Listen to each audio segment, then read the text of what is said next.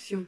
Les jours passèrent. Malgré tous ses efforts, Sacha ne parvenait pas à satisfaire ses intentions. Comment aurait-il pu se mouvoir aussi loin sans le concours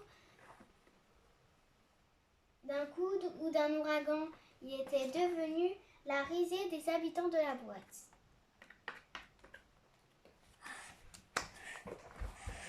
Alors, Sacha halluciné toujours avec nous? Bientôt le grand départ? Tu nous quittes, Sacha halluciné? Je te sens bien prêt, là. Tu m'impressionnes. Toi aussi, tu veux connaître la truffe du chien? Tu nous préviens, hein, quand tu pars. N'oublie pas ton GPS, les directions sont peut-être moins simples. Sacha n'avait pas réussi à devenir un héros. Il avait juste réussi à se rendre ridicule. Les jugements des autres le blessaient désormais. Il ne supportait plus leur voix. Il ne supportait plus de vivre dans le noir. Il ne supportait plus de sentir la main sur lui. Même les sorties sur le damier finirent par lui déplaire. Pendant cette période douloureuse, Sacha découvrit qu'il savait pleurer. Il se souvint alors d'une femme qu'il avait vue un jour sangloter devant l'échiquier et d'autres images de son passé qu'il avait ignorées jusqu'ici l'accompagnèrent dans son chagrin.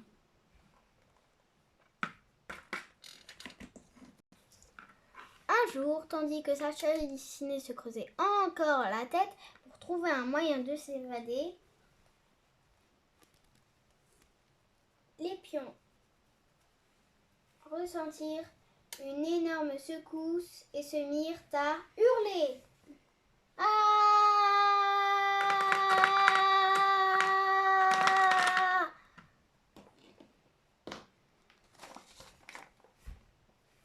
Personne n'est blessé, tout va bien maintenant. Ah!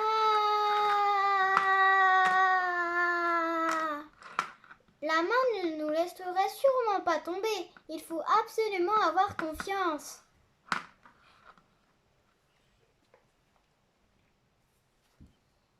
Qu'allons-nous devenir? Nous ne sommes même plus debout. Au moins, ça change. C'était si bon l'ordre. Quand tout était comme toujours. Qu'est-ce qu'on va devenir? On ne pourrait pas revenir en arrière de 2 parties? Voyons tout le monde, un peu de tenue. La main, qu'est-ce qu'on a fait nous pour mériter ça? Et puis 20, le cataclysme.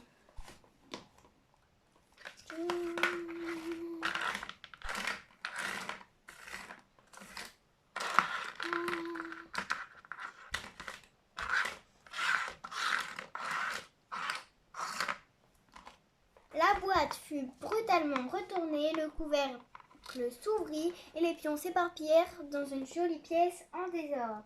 Il s'agissait d'une chambre d'enfant, mais les pions, eux, ne pouvaient pas le savoir puisqu'ils n'en avaient jamais vu avant ce jour.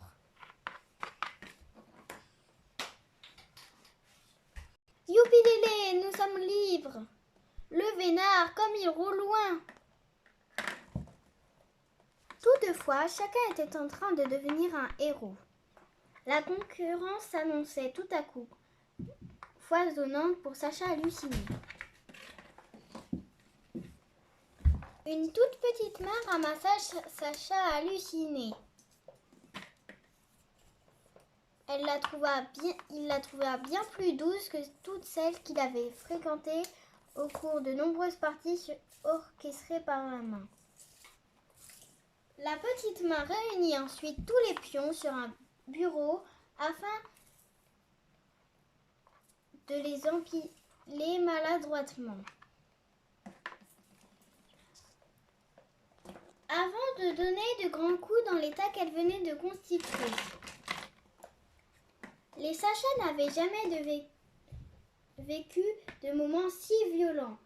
La petite main décida ensuite de peindre chaque pion en vert, en bleu, en violet et rouge, en doré même. J'aime bien ce bleu turquoise. Pourtant, plus les heures passaient, plus les pions étaient maltraités, léchés, balancés, écrasés, peinturlurés, écrasés.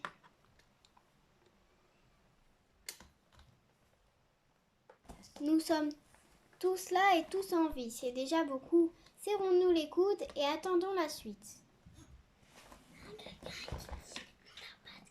Nous n'avons pas de coudes. Dans les moments de crise, le rire est une défense redoutable. Un excellent moyen de ne pas se laisser abattre. Le ridicule ne les effrayait plus. Colorés et hilars, ils négligeaient soudain leur constant besoin de perfection.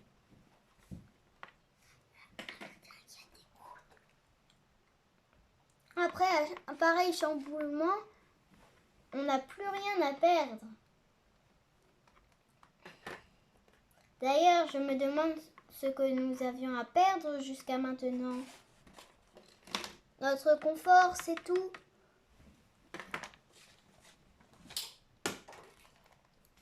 On dormait, quoi. J'ai la tête qui tourne. Je ne comprends rien. Moi non plus.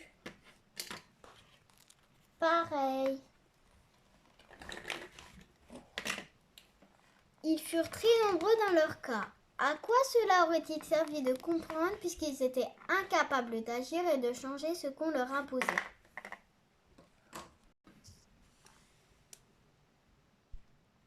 Sacha halluciné rêva si fort qu'un matin, tandis que les premiers rayons du soleil se faufilaient dans la pièce, il s'aperçut qu'il avait 2 jambes.